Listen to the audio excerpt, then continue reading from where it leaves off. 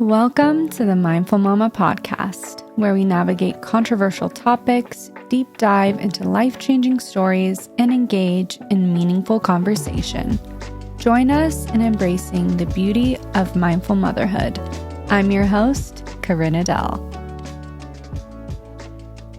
Hello, guys, and welcome back to the Mindful Mama podcast. Thought for my first episode, it would be great to talk about my journey to the non-toxic lifestyle. This is a question that I get asked all the time over on Instagram.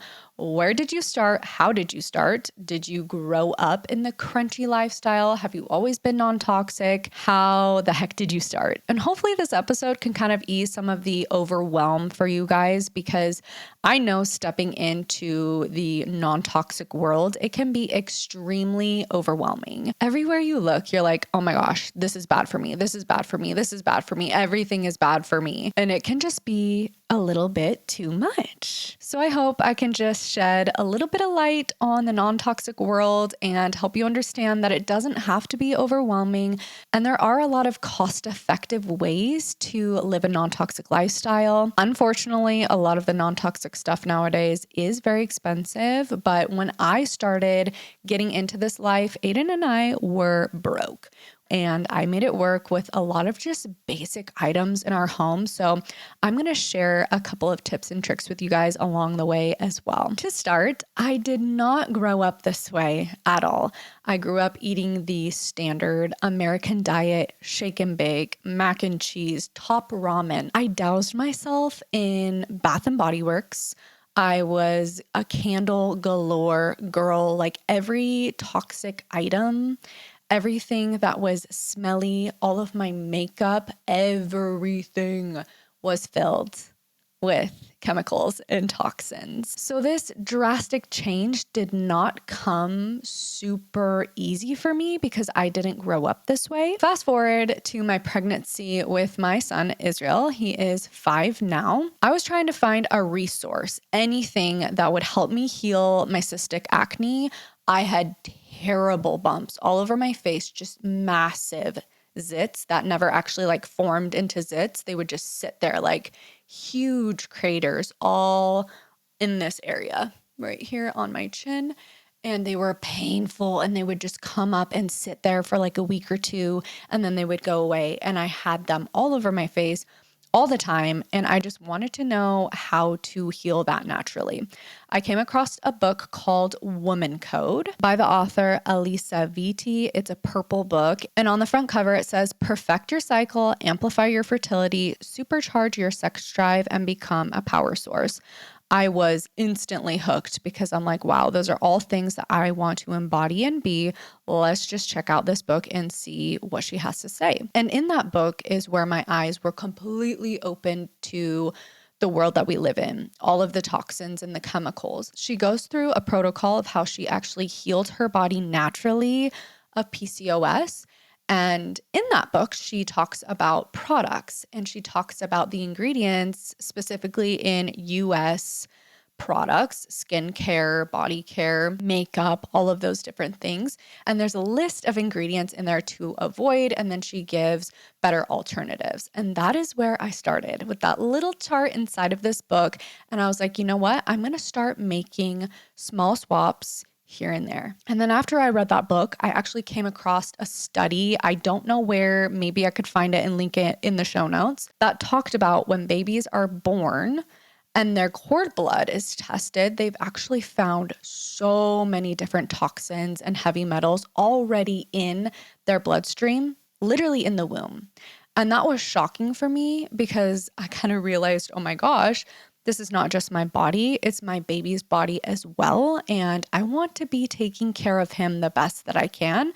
And that starts in the womb. So I remember for one of my birthdays, one of my friends was already on her non-toxic journey, and she gave me my first piece of non-toxic skincare. I think it was like a jojoba oil or something like that. And that was my very first start to my non-toxic journey. And around that same time, I actually joined doTERRA. doTERRA. And if you guys don't know what doTERRA is, it's an MLM. They are an essential oil company. I still use them to this day. I don't sell them, but I do love their products. And that was kind of another avenue and an area that I was learning about the non-toxic lifestyle, because most doTERRA reps are already in the non-toxic lifestyle. They're actually like replacing a lot of their cleaners and their candles and their perfumes and their hair care and just like all the things with doTERRA. So that was another avenue for me of education and just learning how to use products that are better for my body. And that is where I learned how to make my own non-toxic all-purpose cleaner spray. So for years and years and years, I would make my own all-purpose spray.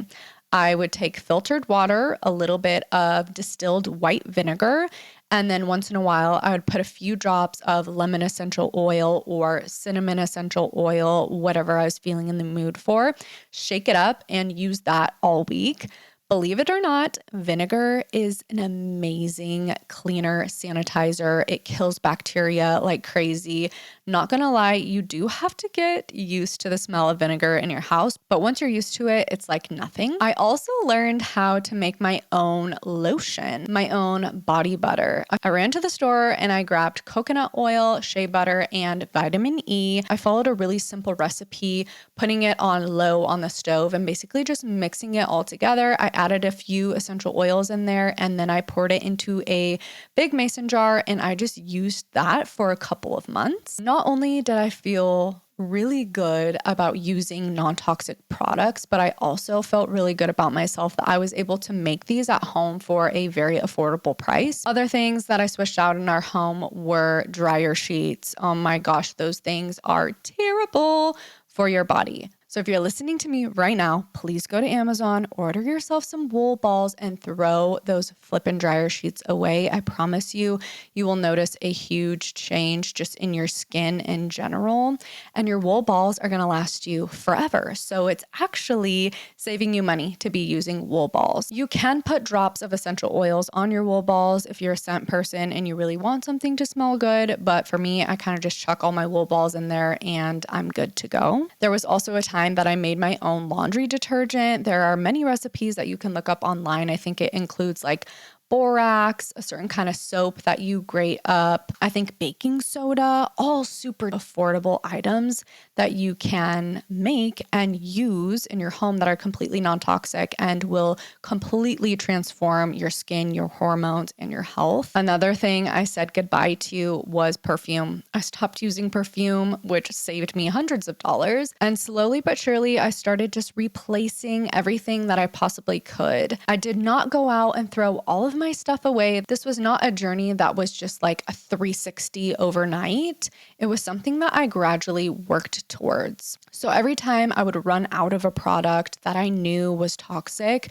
I would then replace it with something better. I used several different apps to check my products, and those are Think Dirty, Yuka, and EWG Healthy Living. Those are all great apps you can use if you're a beginner and you just have no idea what kind of ingredients to look for, what's bad and what's not. I definitely recommend like cross-referencing them, because one app might say, oh, this is great, 100% clean, while the other one is like, no, this is actually terrible. So those resources can be really helpful for you in the beginning stages. I remember when I discovered Think Dirty for the first time, I was scanning every product in our home, and every time we went out to the store, I was scanning products as well just to see what it would say, what was good, what wasn't good, and it was just a really helpful tool for me. Let's take a moment to talk about today's first sponsor, FRTIL. Have you been looking for the highest quality supplements that actually make a difference in your energy and overall being? Me too. And I finally found that in FRTIL. FRTIL offers multiple different supplements such as beef liver, zinc, vitamin C, and shilajit in their simplest, purest, most bioavailable form. Now, I've been taking beef liver for years and never really noticed a difference until I switched over to FRTIL. Just a few weeks into taking these, and I noticed a massive shift in my energy. Come to find out, FRTIL uses a freeze-drying method to preserve and optimize overall effectiveness in all of their supplements. Something my old beef liver brand did not do. Go to their website, FRTIL, that's FRTIL, and try them out yourself. And don't forget to use my code Corinne10 for 10% off. That's KURIN 10. Details in the show notes. I actually used to be a makeup artist. I did weddings. I did crazy looks on myself. I had a whole YouTube channel and a makeup Instagram page. And that was one thing that I decided to give up for my health, my baby's health, and just because I didn't have the time for it anymore. And let me tell you, when I stopped plastering my face with toxic makeup day in and day out, that is when I saw the biggest change in my hormonal acne, my cystic acne that I had all over my face. I often would tell people pregnancy healed my skin. Oh my gosh. Like a lot of people complain about getting acne while they're pregnant, but it completely healed me. And looking back, that was not the case. I mean, technically it kind of was because pregnancy is what snowballed me into diving into the non-toxic lifestyle. But what actually healed my face was getting rid of all of those hormone disruptors, endocrine disruptors that I was constantly just filling my body with, really emptying my toxin load, and my body was actually able to breathe. My skin was no longer like secreting this nastiness. It did take me years and years and years to find non-toxic makeup that I actually loved, that actually performed, because I am a makeup artist at heart and I have a really hard time using products that don't work. Speaking of non-toxic makeup, it took me 5 years to finally find non-toxic makeup that's not only nourishing to my skin, but actually performs well. As a previous makeup artist myself, I absolutely refuse to spend my money on makeup products that do not work. Crunchi is the brand that finally converted me. They have personally banished over 10,000 ingredients that do not make the cut into their products that unfortunately is in most of the makeup we use day in and day out. I'm personally obsessed with their cream concealers and their cream blushes, and I finally started wearing lipstick again because I actually feel good about kissing my babies while wearing it. So their lip pencils are a must. Click the link in my show notes and add the code ADVOCATE10 for 10% off your first purchase with Crunchi. That's Crunchi with an I. And make sure to use my link or the code will not work. So my non-toxic journey really did snowball me into the entire lifestyle that I live right now. It was just the tip of the iceberg, the very beginning to opening my eyes about everything that is me now, everything that I am so passionate about now. I feel like when you really start diving into the non-toxic world, it never just stays there. It naturally turns into something that's so much bigger, so much greater. One day you're making vinegar spray at home as an all-purpose cleaner, non-toxic alternative. And the next, you're free birthing your babies at home because you no longer trust the medical system. It is wild, and I'm so thankful for that journey. But I'm telling you, if you really do just dive into a non-toxic lifestyle, it probably will not stay there. So like I said, just switching out all of our daily products, it didn't stay there. It grew into something bigger. And the next subject that I became really interested in was vaccines. So I will kind of go into this a little bit and share my story on what led us to decide not to vaccinate our children at all. So as I was doing all this research on our products and how they're harming us and how they're filled with chemicals, naturally, as a pregnant mother, I was being exposed to vaccine schedules and what that's going to look like. And at the same time, my sister-in-law was pregnant and looking into vaccines as well. And she sent me a couple of different websites and things to watch. And I'm not going to lie, you guys, when she very first sent me those things, I didn't even want to look at them. I thought all of the things that normal people do. Like, you're crazy. You're crazy if you're not going to vaccinate your children. But I just kind of nodded my head and smiled every time she would send me little things about vaccines. And one day I decided, maybe I will watch one of these documentaries that she sends me. And that one happened to be, I believe it was Vaxxed. And 5 minutes in to that documentary, I was in shock. It all just made sense. I'm like, oh my gosh, well, if all of our products that we use day in and day out are filled with toxins and chemicals, it would make sense that everything else in our world would be the same, right? When I very first got pregnant, I was 100% for vaccinating our children. We were going to do them all on time, no delays or anything like that. And as I was researching, I was like, okay, actually, maybe we'll delay them. We'll do like a delayed schedule, something that's not as aggressive. Maybe I don't want to give my children 6 vaccines in one visit. Maybe we'll just do like 1 or 2. And then as I kept researching, I decided, okay, maybe we'll just do a few. We'll be like choosy on the vaccines that we decide to do. Maybe we'll just do like the Tdap and MMR. And as I continued to research, my gut was telling me none at all. So I took this very, very seriously. I began to pray about it. And at this point, I had given birth to Israel. He was maybe 2 months old. And I was still battling. Do I vaccinate? Do I not vaccinate? I'm scared to vaccinate and I'm scared not to vaccinate. Like I don't know what to do. So I was sitting there doing my prayer journal, and every single day I wrote the same thing. I'm like, God, please, you need to give me a sign. I need to know what I'm doing is right because I'm scared. I'm scared either way. And right as I was done saying that prayer, I look over at my phone and I get a DM from one of my friends, one of my online friends. And at this point, I didn't have any followers. I had like maybe 1,000 or 2,000. I didn't have any sort of platform on Instagram. And she had just had her baby boy, I think 1 month before me. And she's like, hey, I wanted to reach out to you and ask you, are you doing any vaccines? I'm feeling super hesitant about this and I don't know who else to ask or reach out to about this subject. And immediately I respond to her and I'm freaking out. I'm like, oh my gosh, you're my answer to prayer. God's literally using you. And she's like, weird. I had this inkling that I needed to message you and just ask you about this.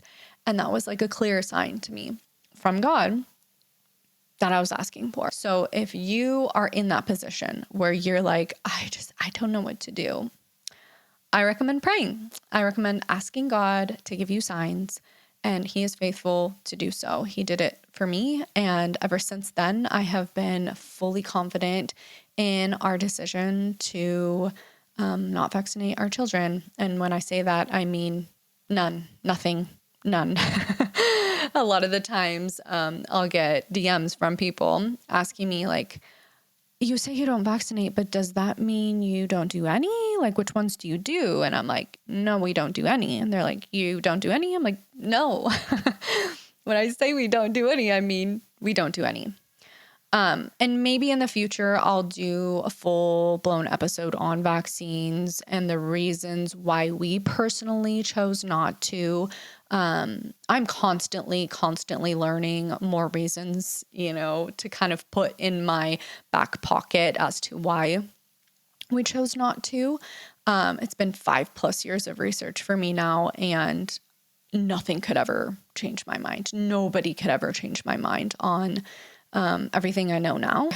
So if you're looking for resources, legit resources, because you're confused, you don't know where to go, you don't know what's what, you can go to my Instagram. I have an entire highlight that is called V, and I have all of my favorite legit resources. They're not biased.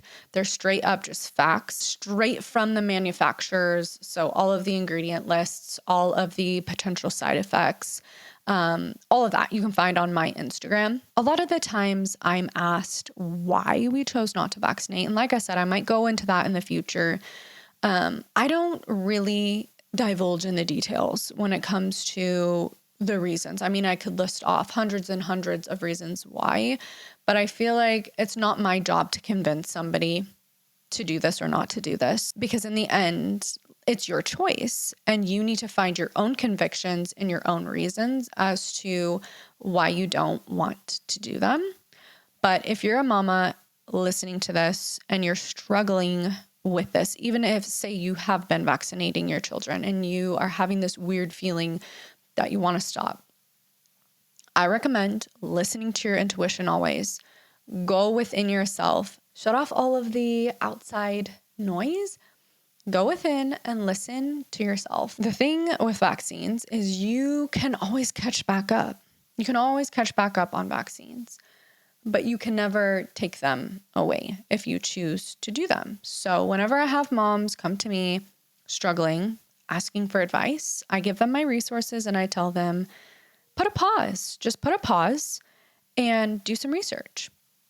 Once you feel 100% confident with moving forward with doing these injections, then do them. But if you're hesitant at all, listen to that. It's for a reason, and keep researching until you're 100% convinced that doing this is for you. So from the whole vaccine topic, I then began to kind of hop over to birth a little bit. I did not love my hospital birth experience. It was way over medicalized. I was induced early due to Israel's size. They said he was small for gestational age, although he was not in any sort of distress. I was not in distress. They were not comfortable with how small he was, whatever that means. And so they wanted to induce me, and I listened. I was not fully educated or fully within myself to know better yet. I have a lot of regrets about my hospital birth, but at the same time, it was a stepping stone for me, and it did catapult me into one of my biggest passions now, which is, I will go into Israel's birth story and kind of unpack that in a different episode. But I did have like a good air quotes, if you're just listening and not watching, experience or induction. But now that I know what I know, I can look back at all of the ways my birth was sabotaged, the things that went wrong, in a lot of ways that I have experienced birth trauma that I didn't really realize until I was out of that system.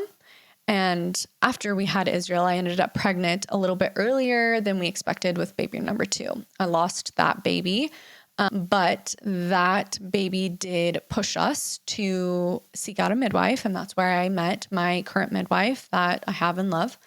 And I ended up going through a second loss with her. And then we got pregnant with Cicely and had her. She's my double rainbow baby.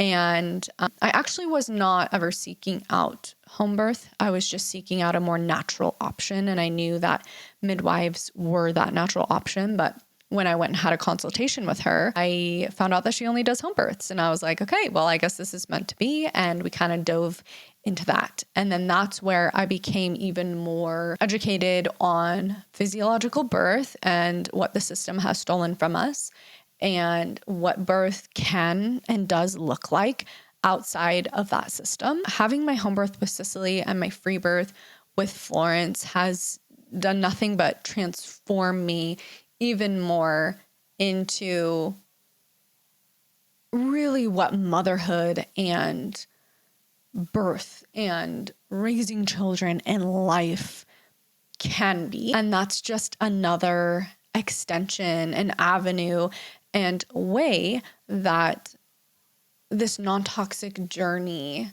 kind of has led me. So what once started with me trying to heal my hormonal cystic acne snowballed over the years into me living a very crunchy lifestyle. And I'm just so thankful for it. I'm so thankful for that book that I read. I'm so thankful for my sister-in-law who opened my eyes to vaccines. I'm so thankful for my hospital birth, which led me to my home birth and my free birth. I'm so thankful for how God has led me over these few years. But something I do want to touch on before I end this episode is you're not going to be perfect, and you can't be perfect. And that's something that's really important to talk about. I'm never going to claim to be this perfectly holistic, crunchy person because it's just impossible. Although I'm very mindful with what we put in and on our bodies, we're still going to have treats. I still wear polyester every once in a while. We eat out. Sometimes we eat fast food. Not all of my makeup is non-toxic. I don't think I can ever get rid of my mascara. My L'Oreal mascara is just unbeatable. I can't find a non-toxic version that beats it. So I really hold on to that 80-20 lifestyle or the 90-10 lifestyle, whatever you think resonates with you more. I just fully believe that we should do our best. Do what you can do. If you can get rid of your toxic deodorant and switch it out with something that's better for your body, do that. If you want to get rid of your perfumey body lotion that's full of fragrances and switch it with coconut oil because it's cheaper and better for your body, then do it. But we don't have to hold on to this crunchy lifestyle with this closed fist where we just can't have fun. We can never have a snow cone. We can't have ice cream. We don't let our kids have gummies and Tic Tacs and whatever. I always go back to God's design. God literally created us with organs that are meant to filter out toxins. There's a reason why we have those organs in place. Now, we want to do our best to not overload our body with toxins, to make sure that we are not bogged down by those toxins so that our bodies can do their job properly. But that's what those organs are in place for. They're in place for a reason. There definitely are hard no's for me and my family. We do not keep dyes in our home at all. That is something that Aiden actually wanted to cut out. I think about a year ago, he decided no more dyes. So that is a hard no for our family. There are just certain things that you are going to feel really like convicted by, things that you're super passionate about that your best friend might not feel as passionate about. Something I am starting to be more mindful about is polyester clothing. It's a hard one because all of our clothes are made with polyester. It is something that I'm trying to be a little bit more mindful about, especially when it comes to underwear. Oh my goodness. Please make sure you're wearing cotton underwear, ladies and gents. Another one I'm super passionate about right now is bedding. We only sleep in 100% cotton or linen bedding. It's what's best for your body to help you just breathe and sleep better at night. And it's also good for your mattress as well. I find it so interesting. If you are a believer, you probably know about the book Leviticus. Leviticus is a book in the Old Testament, which is basically all of these laws that God had written out for his followers. And one of those laws is to never mix materials. I'm actually going to pull up that verse so I can read it to you guys. You must not wear clothing made from two different kinds of material mixed together. Thou shalt not wear mingled stuffed wool and linen together. Now, people might read that and think that's crazy. Like, why would God say that? That's kind of like a weird thing to put in the Bible, right? Well, something that I learned is that everything in this world has a frequency. Clothing has frequency. Materials have frequencies, have good frequencies. Okay, let's see if I can find this.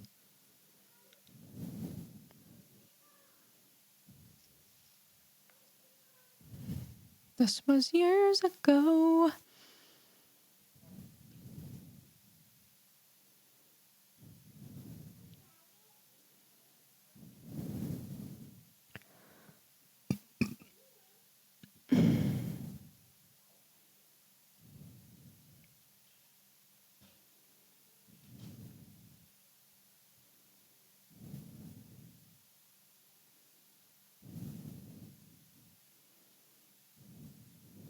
Mm-hmm.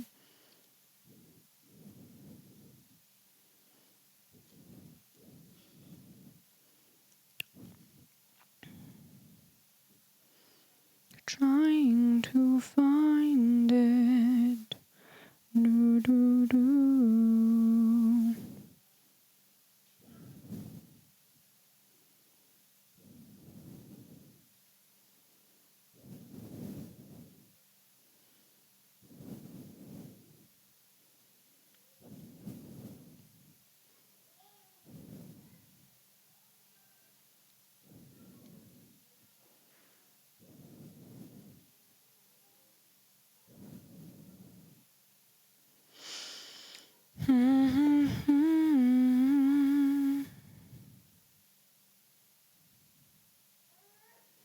Okay, where is it?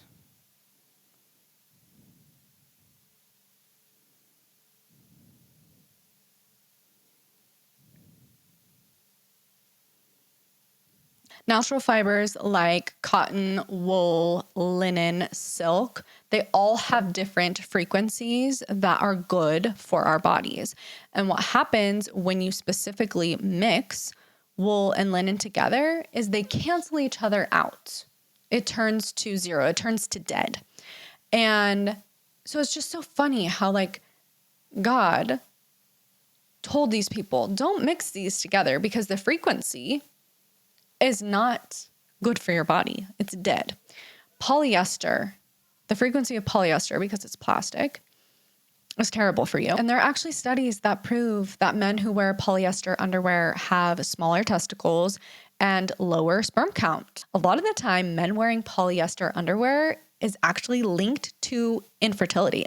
And if they would just switch over to some cotton boxers, their sperm count goes through the roof and they're able to conceive a baby. It's just absolutely wild. So I feel like that's kind of a good overview. I went into depth about certain things, not so much about other things. So if you guys have a specific subject within the realm of like non-toxic lifestyle, the things that I mentioned here briefly that you would like me to go more in depth about, you can go ahead and DM me on Instagram and say, hey, I want to know a little bit more about this. And maybe I can do like a deep dive specific episode on that. So I'm going to go ahead and wrap up my very first episode on the Mindful Mama podcast. And if you made it to the end, thank you so much for supporting me. I am truly so thankful and so excited for this podcast.